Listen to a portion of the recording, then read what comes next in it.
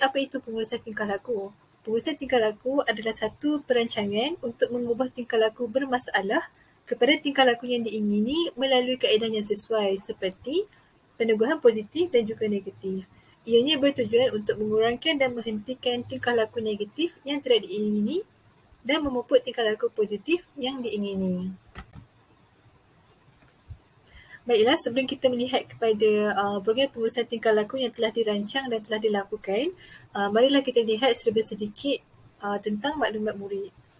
Murid yang telah dipilih, Jia ataupun bukan nama sebenar, adalah ditempatkan di bawah kelas kefusian rendah, iaitu kelas 3 kreatif.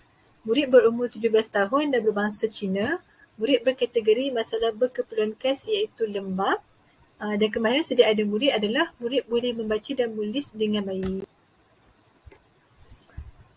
Secara amnya, program pengurusan tingkah laku dapat dibahagikan kepada 3 langkah. Iaitu yang pertama adalah fasa pra-intervensi, yang kedua adalah fasa intervensi dan yang ketiga adalah fasa selepas intervensi. Jadi pembentangan untuk hari ini, kita akan lihat daripada setiap langkah lah. Yang pertama adalah fasa pra-intervensi. Di bawah fasa pra-intervensi, akan dilakukan 2 pentaksiran untuk mengenal pasti tingkah laku sasaran dan juga mengumpul maklumat. Jadi 2 pentaksiran yang telah dijalankan adalah senarai semak dan juga rekod anekdot. Okey, berdasarkan pentaksiran yang telah dijalankan, beberapa tingkah laku positif dan juga tingkah laku negatif telah dapat dikenal pasti pada diri murid lah. Berdasarkan pentaksiran senarai semak, dapat kita lihat bahawa Jia ataupun murid tidak mempunyai masalah tingkah laku agresif. Sebaliknya, masalah tingkah laku murid hanyalah berfokus kepada tingkah laku pasif dan juga masalah emosi dan juga sosial. Di mana guru menyatakan Jia jarang bercakap dan menggunakan suara yang perlahan apabila bercakap. Dan juga Jia kadang tidak memberi respon kepada soalan guru. Walau bagaimanapun, terdapat tingkah laku positif yang dapat kita kenal pasti iaitu di mana Jia mendengar arahan guru dan juga memberi kerjasama serta dapat menyiapkan tugasan. Manakala melalui rekod anekdot, kita dapat juga kenal pasti bahawa Jia tidak bersosial semasa aktiviti cetakan stensil di dalam kumpulan. Jia juga tidak memberi respon kepada arahan dan pertanyaan guru. Walau bagaimanapun, tingkah laku positif yang ditunjukkan oleh Jia adalah murid dapat menyiapkan tugasan dengan baik tanpa bimbingan guru dan juga dapat mengikuti arahan yang mudah daripada guru seperti menulis nama pada kertas tulisan.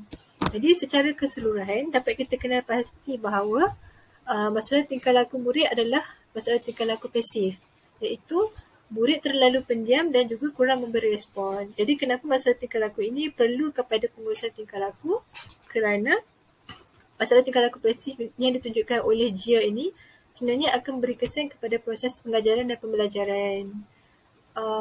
Sebagai contoh, guru akan susah untuk menilai kefahaman murid apabila murid kurang berinteraksi dan meluahkan.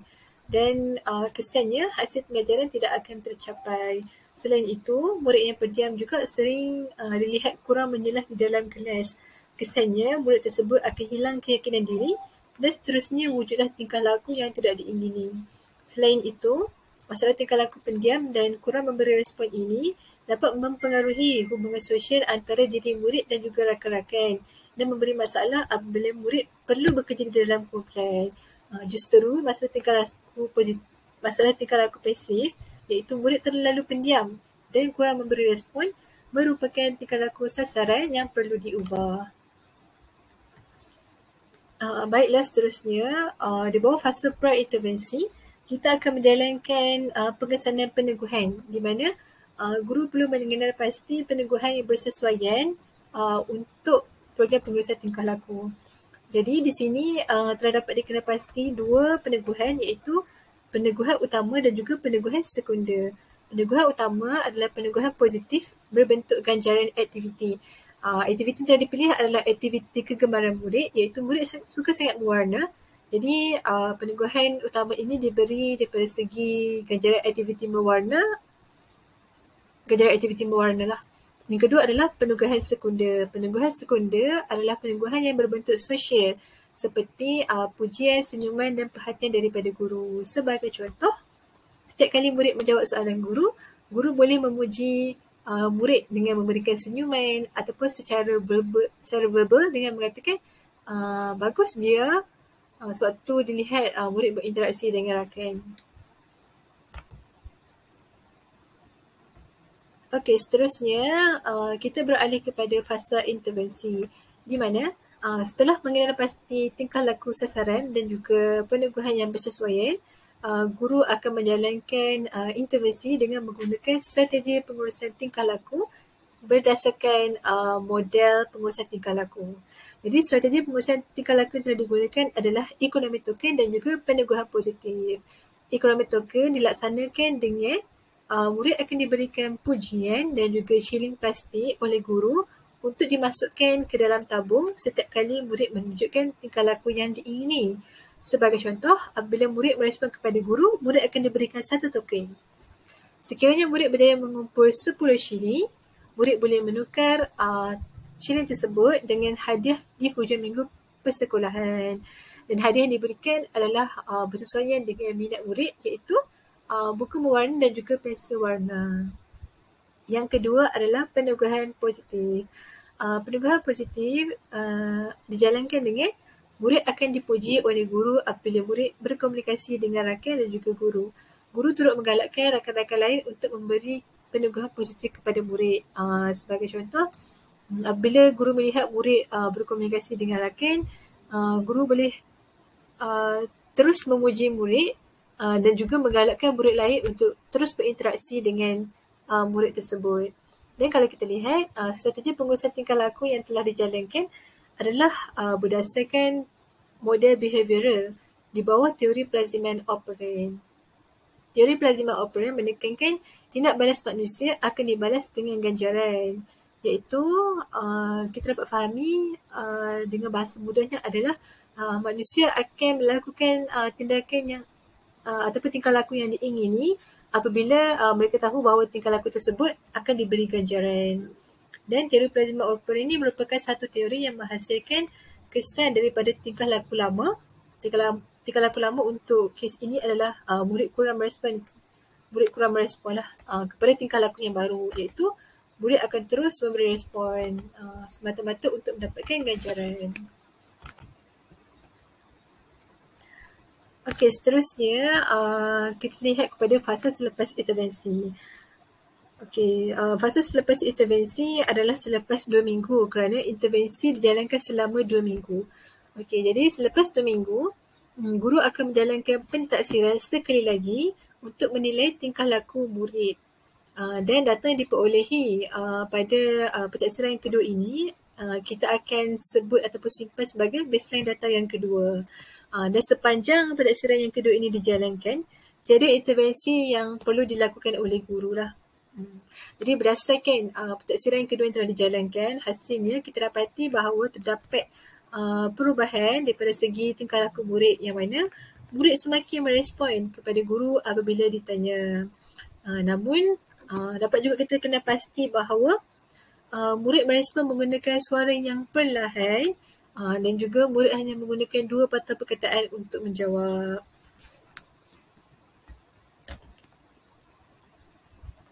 Baiklah, seterusnya di bawah fasa selepas intervensi, kita juga akan melakukan penilaian keberkesanan intervensi untuk melihatlah sama ada program pengurusan tingkah laku yang telah kita rancang ini adakah berkesan ataupun perlunya kepada pengubahsuaian ataupun penambahbaikan lah. Okey, jadi berdasarkan hasil pentaksiran yang telah kita jalankan dan yang telah saya ceritakan sebentar tadi, dapat kita kena pasti bahawa adanya peningkatan yang positif dalam tingkah laku murid, iaitu murid semakin merespon kepada guru apabila ditanya jika dibandingkan murid hanya berdiam diri sebelum ini. Jadi hal ini membuktikanlah bahawa peneguhan positif dan juga ekonomi token ini merupakan pengurusan strategi yang berkesan untuk menggalakkan murid bercakap. Walau bagaimanapun, terdapat penambahbaikan yang boleh dilakukan dari segi mengubah murid bercakap dengan suara perlahan. Jadi untuk itu, guru perlu mengenal pastilah sebab apa murid bercakap dengan suara perlahan untuk modifikasi dan penambahbaikan dalam strategi pengurusan tingkah laku. Sebagai contoh, mungkin apabila guru kena pasti kenapa murid bercakap dengan perlahan, rupanya murid bercakap dengan suara perlahan tu kerana murid kurang keyakinan diri. Jadi mungkin guru boleh menambah baik strategi pengurusan tingkah laku dengan macam mana nak menggalakkan murid mempunyai keyakinan diri ataupun menambahkan aktiviti untuk meningkatkan keyakinan diri murid. Okey, seterusnya terdapat juga isu dan etika pengurusan tingkah laku sepanjang program pengurusan tingkah laku yang telah dirancang lah. Jadi secara amnya ataupun secara menyeluruhnya, isu dan etika pengurusan tingkah laku dapat dibagi kepada 3. Yang pertama adalah hak asasi kanak-kanak, yang kedua adalah pelibatan ibu bapa dan yang terakhir adalah pelibatan komuniti. Baiklah, di bawah pengurusan tingkah laku ataupun program pengurusan tingkah laku yang telah kita jalankan sebentar tadi, sebenarnya ini adalah bertepatan dengan hak asasi kanak-kanak. Yang mana yang pertama adalah normalisasi. Jadi prinsip normalisasi ini sebenarnya memberi peluang kepada kanak-kanak berkeperluan khas untuk merasakan kehadiran mereka sama dengan orang normal. Jadi kalau kita lihat sebenarnya pengurusan tingkah laku tadi adalah untuk menggalakkan murid ini berinteraksi secara baiklah ataupun berinteraksi dengan normal jika dibandingkan murid hanya berdiam diri. Jadi sebenarnya pengurusan tingkah laku dirancang ni sebenarnya untuk membolehkan murid itu bersikap ataupun bertingkah laku sebagai orang normal agar mereka bila berhadapan dengan masyarakat nanti mereka tidak dilihat asing. Sebenarnya mereka dilihat sama seperti orang biasa. Yang kedua adalah keadilan. Okay, di bawah keadilan ini adalah berlandaskan due process yang mengkehendaki setiap tindakan berfokuskan kepada kebajikan kanak-kanak. Baiklah, kalau kita lihat pengurusan tingkah laku yang telah dijalankan tadi adalah satu program yang sangatlah sistematik, iaitu bermula dengan perancangan yang mana kita sebenarnya mengesan dahulu apa tingkah laku yang perlu disasarkan, kemudian apa peneguhan yang sesuai dilaksanakan dan juga intervensi dijalankan. Sebab tu intervensi dijalankan pun ada pemerhatian dan rekod yang perlu dikenal pasti, dan yang terakhirnya adalah kita buat penilaian. Jadi berasa kita tengok tadi sebenarnya ada satu pengurusan yang sistematik lah. Yang mana sebenarnya guru ini bersedia untuk menyediakan perkhidmatan yang diperlukan untuk kebajikan diri murid. Yang ketiga adalah penghormatan. Prinsip penghormatan ini menjelaskan tentang hak seseorang untuk dilayan sebagai manusia yang bermaruah dan bukan dilayan sebagai haiwan. Jadi kalau kita tengok tadi, pengurusan tingkah laku ataupun strategi yang telah digunakan iaitu ekonomi token dan juga penugahan positif sebenarnya tidak langsunglah melanggar maruah diri murid, mencabar maruah diri murid ataupun melayan murid sebagai haiwan. Sebaliknya, strategi yang digunakan dapat meningkatkan keyakinan diri murid kan. Okey, seterusnya etika yang kedua adalah daripada segi pelibatan ibu bapa. Okay, jadi kita dapat lihat pelibatan ibu bapa itu daripada segi yang pertama adalah ibu bapa terlibat dalam pengesanan, pengujian, pembinaan program dan juga penilaian. Okey, baiklah. Untuk pengesanan, sebenarnya boleh melibatkan ibu bapa daripada segi waktu guru menjalankan senarai semak. Ada juga pendapat daripada ibu bapa ataupun senarai semak turut diadakan kepada ibu bapa untuk menilai tingkah laku murid. Yang keduanya daripada segi pembinaan program yang mana perlunya pandangan daripada ibu bapa dan juga persetujuan lah daripada ibu bapa.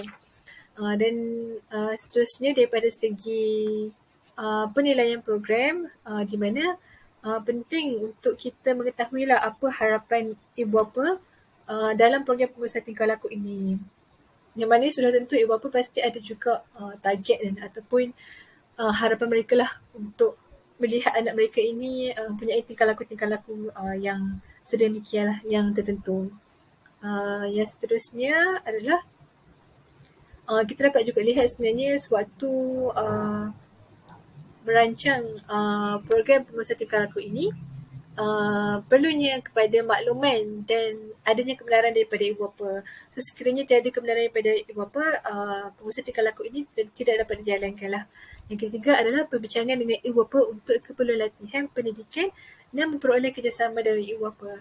Jadi sebenarnya sewaktu kita mengadakan program pengurusan tingkah laku ataupun sewaktu kita menjalankan intervensi, ada juga tindakan ibu bapa yang dimasukkan lah.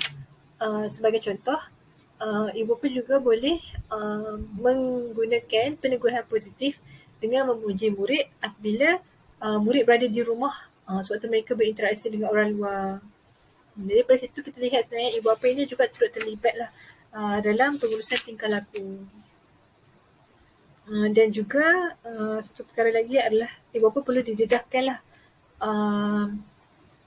macam mana cara untuk menguruskan murid-murid ini. Kesimpulannya, pengurusan tingkah laku dalam kalangan murid berkeperluan khas adalah amat penting. Jadi melalui pengurusan tingkah laku, guru dapat mengurus tingkah laku murid dengan baik untuk memastikan proses pengajaran dan pembelajaran dapat berjalan dengan lancar dan perkembangan diri murid tercapai. Selain itu, guru juga perlu cakna akan isu yang kemungkinan akan timbul sewaktu pengurusan tingkah laku dan menitik beratkan etika pengurusan tingkah laku agar hak murid berkeperluan khas dan ibu bapa terpelihara. Jadi sekian sahaja daripada saya. Ini adalah rujukan yang telah digunakan. Sekian, terima kasih. Assalamualaikum dan salam sejahtera.